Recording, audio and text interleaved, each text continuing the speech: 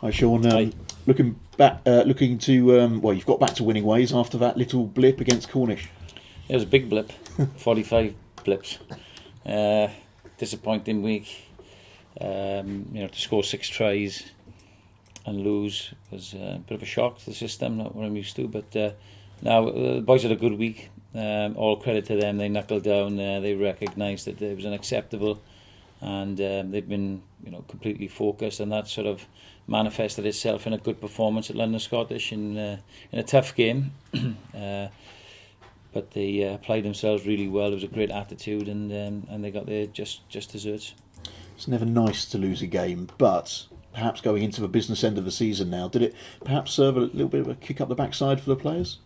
Yeah, all of us, not just the players. I think you can't let Mr. Complacency come into town, and we'd all sort of forgotten what it was like to lose. We'd had a pretty consistent year last year, lost it in the most important games, and I think it was a good wake-up call. It had been coming, to be fair. The trends in our performances showed signs. We managed to just pull back against Leeds. Jersey was a tough game.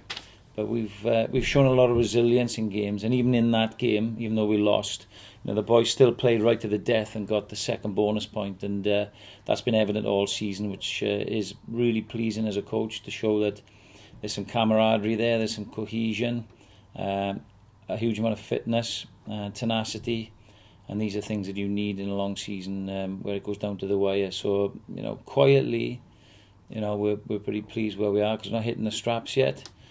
But I think we all know when we really need to peak.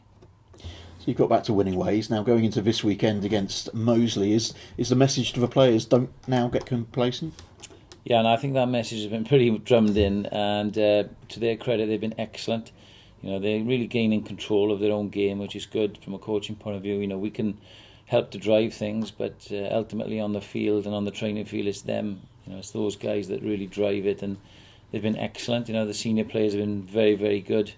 They've assumed control of lots of things, which is important. Just today, reviews, meetings, there was a lot of discussion, a lot of contribution. It's what we've been looking for, the last 18 months. And I'm starting to see a shift in behaviour, which is very, very important. So, Moseley we'll treat with the utmost respect, but it's about ourselves, about coming home.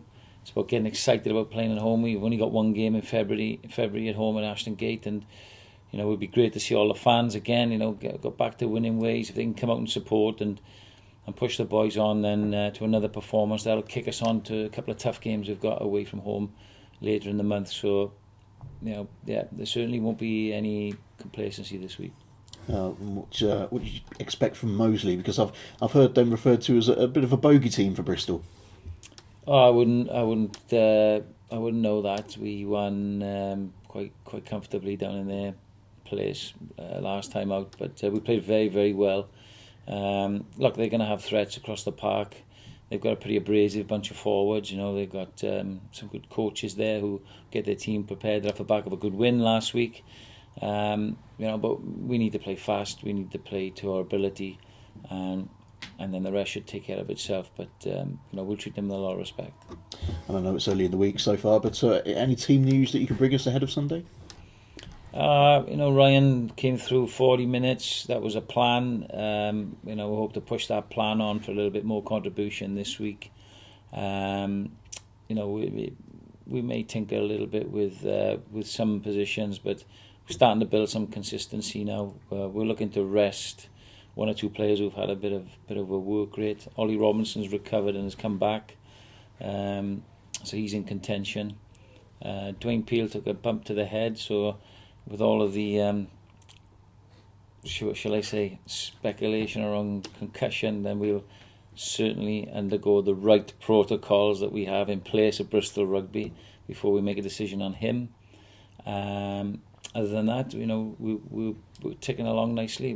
We've just had to come out of a meeting where Jack Lamb's not far away, which is good news. Luke Eves is making good progress in his comeback, so we may be getting back to some strength, full strength at the right time.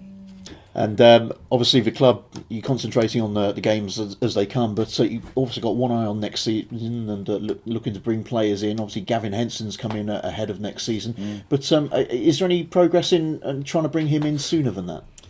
Firstly, I haven't got one eye on next season. No, completely focused on this season.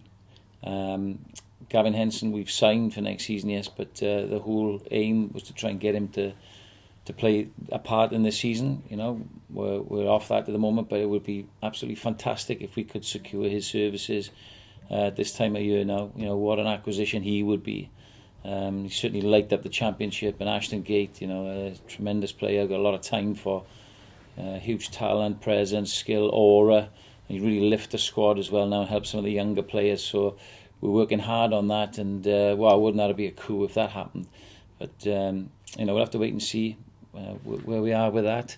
As far as other signings, most of them are obviously for next season, and that's something that we've all been working on behind the scenes. But our focus really has been on this current squad, and they're doing fantastically well.